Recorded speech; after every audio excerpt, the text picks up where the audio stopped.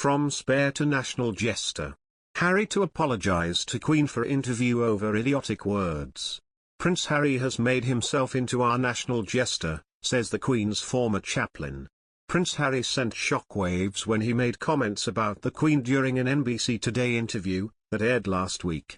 During the programme, he said he wants to make sure the Queen is protected and has the right people around her. These comments garnered a lot of attention, and one person, in particular, was the Queen's ex-chaplain, Dr. Gavin Ashenden.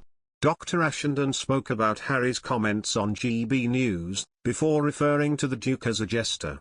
Speaking on GB News, Dr. Ashenden said, "I think one of the most interesting things that's come out of the news of late, is something we ought to laugh about, is every country needs a jester. Or somebody to make them laugh.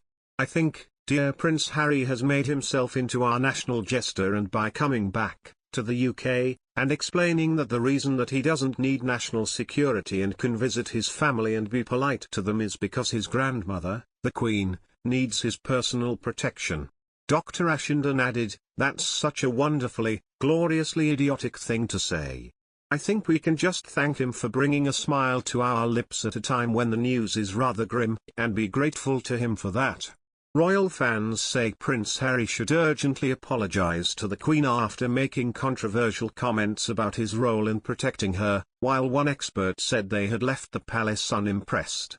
The 37-year-old Duke of Sussex has drawn criticism online after he said that he was hoping to ensure his grandmother was protected and had the right people around her in an interview with NBC's Today show on Wednesday, April 20th. Some have said his US TV appearance from the Invictus Games in The Hague was yet another attempt at stirring trouble within the royal family, drawing comparison to his calculated digs from his bombshell interview with Oprah Winfrey in 2020. One expert claimed this had indeed been the effect of his remarks on the firm, and suggested that he had made them as there was still bitterness over how he and his wife were treated before their move to California. Richard Palmer, the Daily Express royal correspondent, said to Royal Roundup host Pandora Forsyth, "It's been seen as a dig at some of the senior advisors to the Queen. I think there's a little bit of bitterness left over from after he and Meghan got married and they felt Meghan didn't get the help and support she needed." Royal fans on social media have also condemned his behaviour, with one writing, "He needs to apologise to everyone from the Queen down. He has insulted everyone." Another agreed, replying, "Absolutely, Harry should apologise." While another believed they showed a condescending attitude toward the Queen, and said, "Harry's comments tried to diminish and patronise the Queen, who has all her faculties and is still working. She is perfectly capable of deciding whom she wishes to have close." Royal expert Jan Moyer said, "The person the Queen most needs protection from is the smirking assassin Prince Harry himself." America woke up to a new Game of Thrones this morning as Prince Harry sketched out an unlikely role for himself as mighty Queen protector, defender of her realm.